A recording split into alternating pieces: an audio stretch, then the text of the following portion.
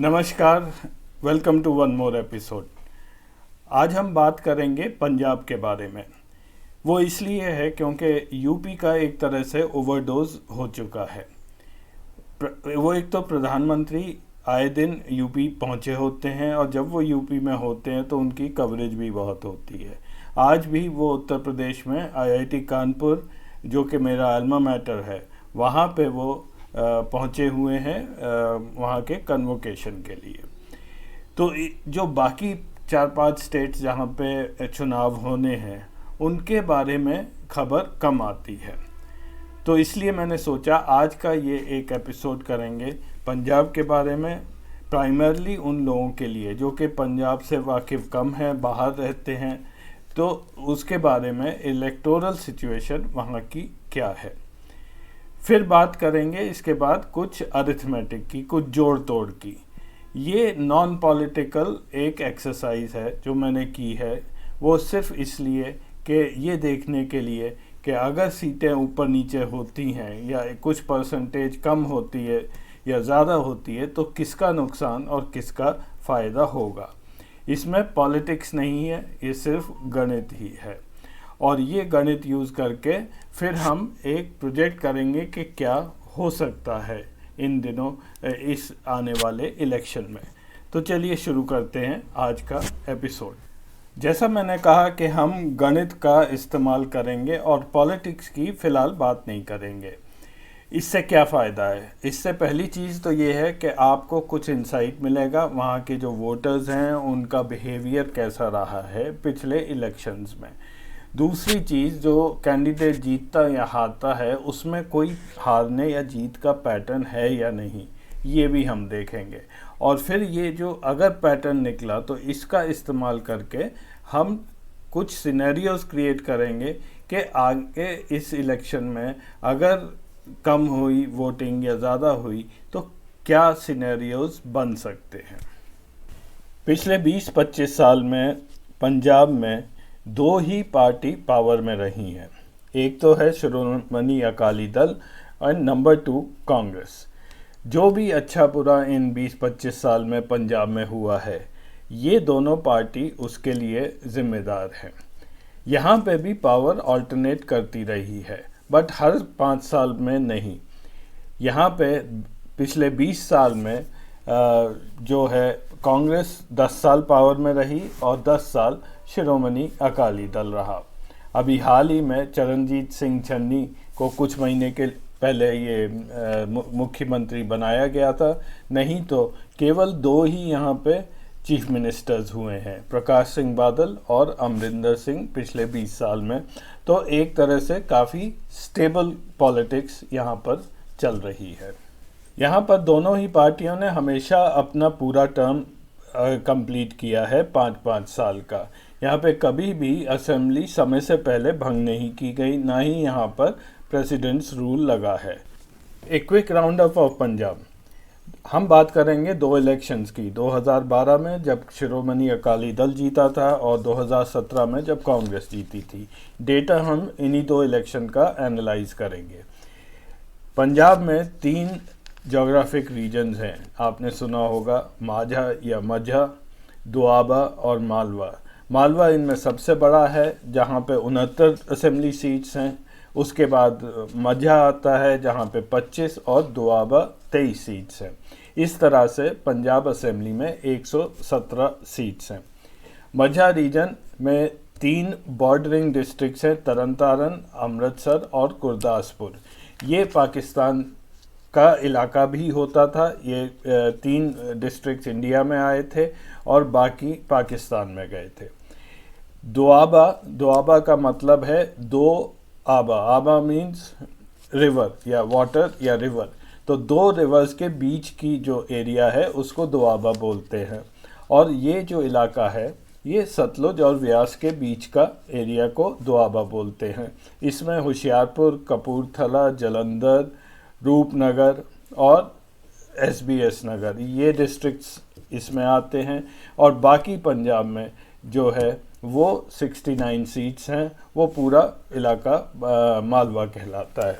जो कि हरियाणा से जुड़ता है एक तरफ और चंडीगढ़ तक आता। तो ये जो असेंबली मैप आप देख रहे हैं वो है 2012 का, जहां अकालीस जीते थे जिनको 56 सीटें मिली थी, बीजेपी को 12 और इन्होंने मिलकर सरकार बनाई थी। कांग्रेस को उसमें 46 सीटें मिली थी। कांग्रेस का जो मेन स्ट्रांग एरिया था उस पोल में वो मालवा रीजन था, जहां पे उनका विन परसेंटेज सबसे ज़्यादा था। 2017 में सिचुएशन बिल्कुल उल्टी हो गई। कांग्रेस स्वेप्ट द पोल्स और शिरोमणि अकाली दल और बीजेपी बुरी तरह हार गए थे। कांग्रेस की सरकार बनी, अमरिंदर सिंह चीफ मिनिस्टर बने। एक नई पार्टी उभर कर भी इस इलेक्शन में आई थी, लोक इंसाफ पार्टी, जिसने आम आदमी पार्टी के साथ मिलकर इलेक्शन लड़ा था। आम आदमी पार्टी दूसरे स्थान पर आई और शिरोमणि अकाली दल और बीजेपी केवल 18 सीट ही ले पाए। बीजेपी पंजाब में कभी भी अच्छा प्रदर्शन नहीं करती थी। इसके कई रीज़न हो सकते हैं और अभी पिछले दिनों शेखर गुप्ता का दी प्रिंट में उन्होंने एक बात की है बीजेपी के रथ की, जिसके 4 पहिए होने ज़रूरी हैं तभी वो कोई भी चुनाव जीतते हैं। उसमें से एक पहिया होता है जहाँ पे रिलीजन आ जाता है। तो वो अगर मुस्लिम पॉपुलेशन किसी जगह कम है या वो हिंदू मुस्लिम का अपना एजेंडा नहीं कर पाते हैं, वहाँ पे बीजेपी को जीतने में मुश्किल आती है। पंजाब में मुस्लिम पॉपुलेशन देश में ऑलमोस्ट सबसे कम है, इस राज्य में 1.93%, जो कि मलेरकोटला के आसपास थोड़े से मुस्लिम्स हैं। तो यहाँ पे बीजेपी को अपना जो रेगुलर जो प्रोपेगेंडा है वो यहाँ पे काम नहीं करता।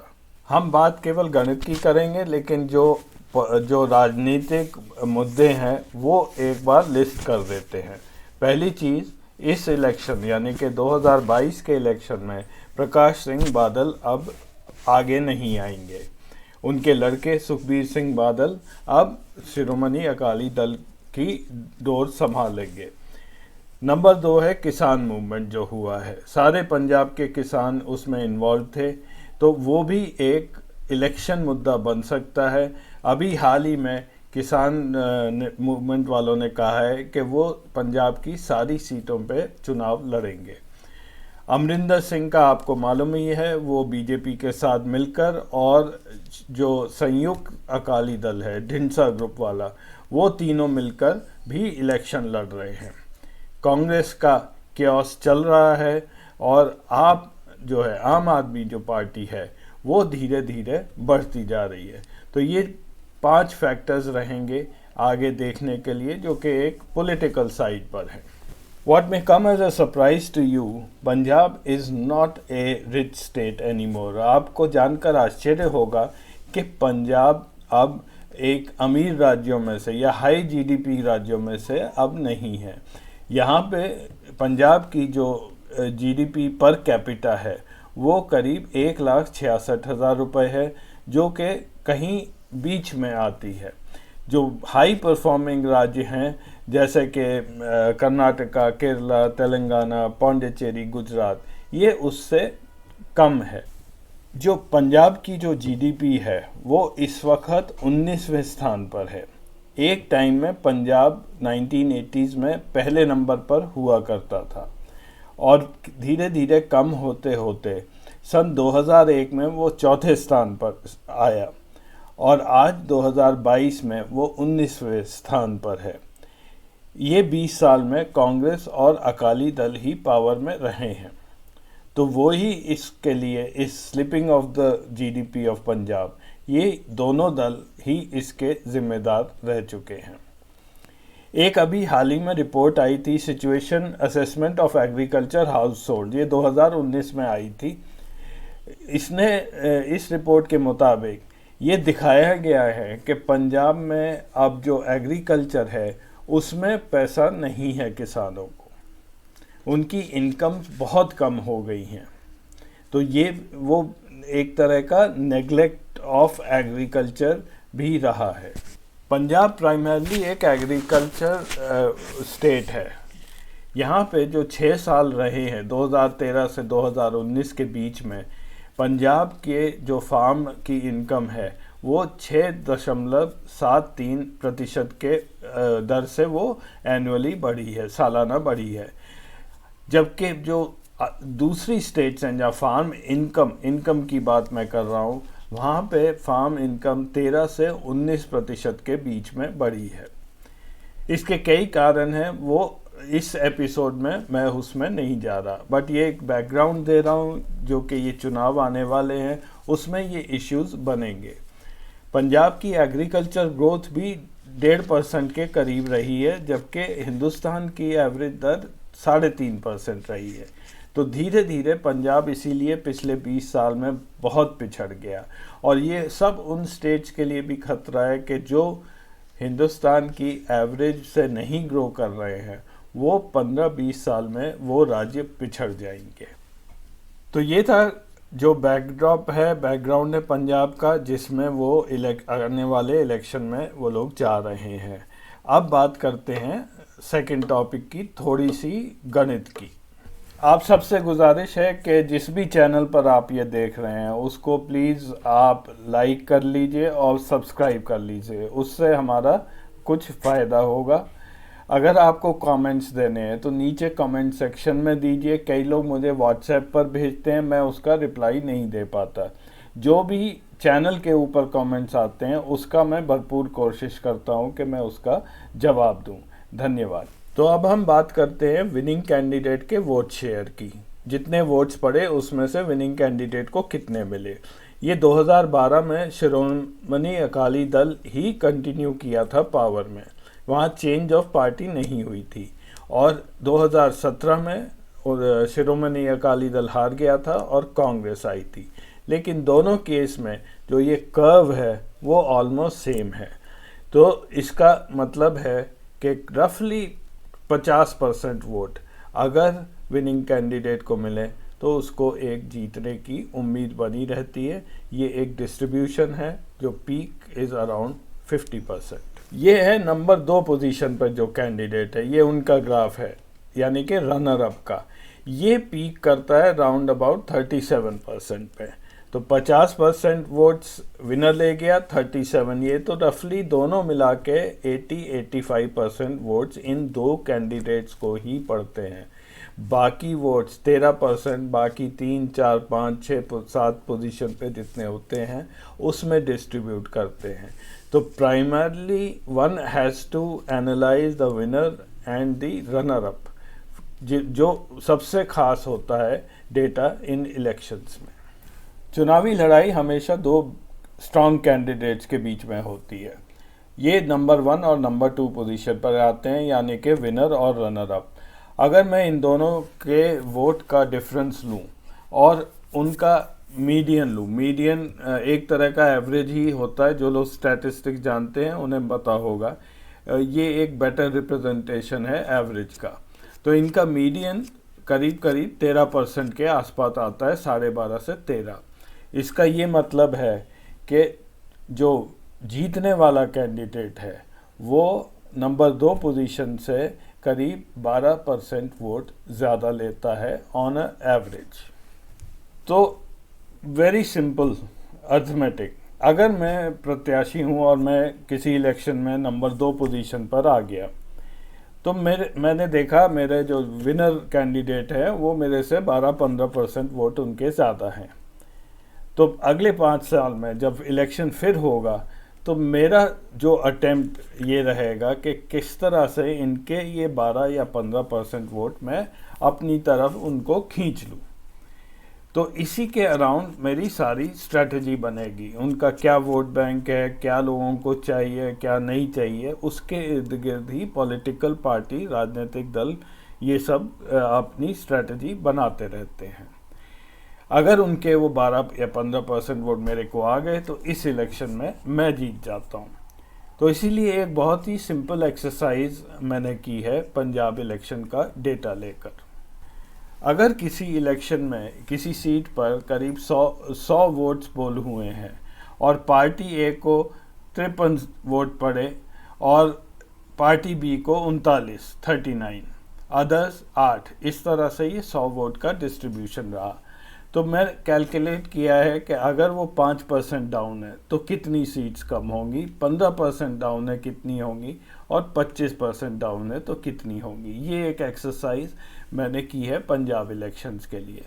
5% डाउन पर कोई ख़ास अफेक्ट नहीं पड़ता है, वही पार्टी जो पावर में है वो कंटिन्यू करती है, वो उनको अफेक्ट नहीं होता है, थोड़ी बहुत सीट्स अप एंड डाउन होती है। 15% में काफ़ी फ़र्क पड़ता है, और 25% में सिचुएशन बिल्कुल उल्टी हो जाती है। जो पावर में नहीं थी वो पावर में आ जाती है। इनफैक्ट फिगर्स अगर आप देखेंगे तो ये दोनों, इनमें अदला बदली हो गई है। पार्टी बी 52 पर आ गई और पार्टी ए 40 पर, तो ये रिवर्स हो गया। तो ये एक फैक्टर्स हैं। 5% कुछ नहीं होगा, 15% you will be in the middle, and 25% में ऑपोजिट हो जाता है। तो ये है मेरी एक्सरसाइज का रिजल्ट। सीट्स 1 कांग्रेस की 77 थी 2017 में, अकाली दल 15, आप 20, बीजेपी 3 और LIP 2, टोटल 117। 5% डाउन हुआ तो कोई खास नहीं फ़र्क पड़ा। कांग्रेस 65 पे आ गई, शिरोमणि अकाली दल 22, आप 24, बीजेपी 4। 15% डाउन हम लास्ट में डिस्कस करेंगे। 25% डाउन में ऑलमोस्ट सिचुएशन रिवर्स हो गई। कांग्रेस 29, शिरोमणि अकाली दल 40, आप 26, बीजेपी 18। तो मेजॉरिटी मार्क 59 का है, तो अगर 25% हुआ तो जो है बीजेपी शिरोमणि अकाली दल की सरकार बन जाती है। 15% डाउन जो कि मिड फिगर है, यहाँ पे ये हंग असेंबली आती है। इसमें ऑलमोस्ट सब बराबर से हो जाते हैं, यानी कि कांग्रेस 39, अकाली दल भी 39, आप 29, बीजेपी 8। इसमें किसी की भी सरकार नहीं बनती। और मैं इसलिए दिखा रहा हूँ कि ये पॉलिटिकली ये होने के काफ़ी चांसेस हो रहे हैं फ़िलहाल। सेकेंडली, इसमें नंबर ऑफ़ पार्टीज़ मैटर नहीं करती हैं इस कैलकुलेशन में। आप ज़्यादा भी पार्टी रखेंगे, ये क्योंकि ये सिर्फ डिफरेंस है विनर और लूज़र का, तो ये ज़्यादा फ़र्क नहीं पड़ता। तो अगर 15% डाउन और कांग्रेस नहीं बचा पाई तो एक हंग असेंबली होने जा रही है। तो राजनीति विल ऑलवेज ओवरटेक, ये सिर्फ एक गणित था, लेकिन ये पॉसिबिलिटी बनी रहेगी कि पंजाब में हंग असेंबली आ सकती है। तो इस हफ्ते बस इतना ही, अगले हफ्ते फिर मिलेंगे किसी नए एपिसोड में। तब तक के लिए नमस्कार।